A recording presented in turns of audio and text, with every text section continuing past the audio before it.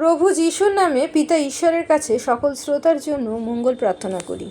আজকের পবিত্র বাক্য যোহন লিখিত সুসমাচার 19 অধ্যায় 1 থেকে 16 পদ।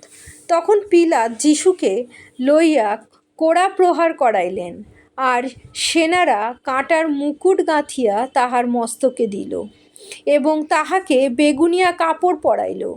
আর তাহার নিকটে আসিয়া বলিতে লাগিল, যিহুদিরাজ নমস্কার, এবং তাহাকে চড় মারিতে লাগিল।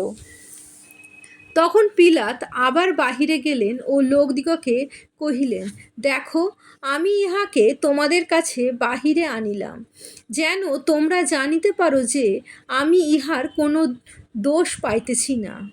যিশু সেই কাঁটার মুকুট ও বেগুনিয়া কাপড় পরিয়াই বাহিরে আসিলেন। আর পিলাত লোকদিগকে কহিল, দেখো সেই মানুষ। তখন যিশুকে দেখিয়াই প্রধান যাজকেরা ও পদাতিকেরা চেঁচাইয়া বলিল, উহাকে ক্রুশে দেও, উহাকে ক্রুশে দেও। পিলাত তাহাদিগকে কহিলেন, তোমরা আপনারা ইহাকে লইয়া ক্রুশে দেও, কেননা আমি ইহার কোনো দোষ পাইতেছি না।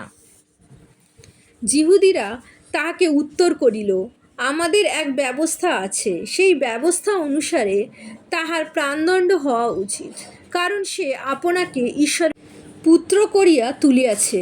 পিলাত তখন এই কথা শুনিলেন, তিনি আরও ভীত হইলেন এবং আবার রাজবাটিতে প্রবেশ করিলেন ও যিশুকে বলিলেন, তুমি কোথা হইতে আসিয়াছ? কিন্তু যিশু তাহাকে কোনো উত্তর দিলেন না। অতএব পিলাত তাহাকে বলিলেন, আমার সঙ্গে কথা কহিতেছ না? তুমি কি জানো না যে তোমাকে ছাড়িয়া দিবার ক্ষমতা আমার আছে এবং তোমাকে ক্রুশে দিবার ক্ষমতা আমার আছে? যিশু উত্তর করিলেন, যদি ঊর্ধ্ব হইতে তোমাকে দত্ত না হইত, তবে আমার বিরুদ্ধে তোমার কোনো ক্ষমতা থাকিত না। এই জন্য যে ব্যক্তি তোমার হস্তে আমাকে সমর্পণ করিয়াছে, তাহারই পাপ অধিক।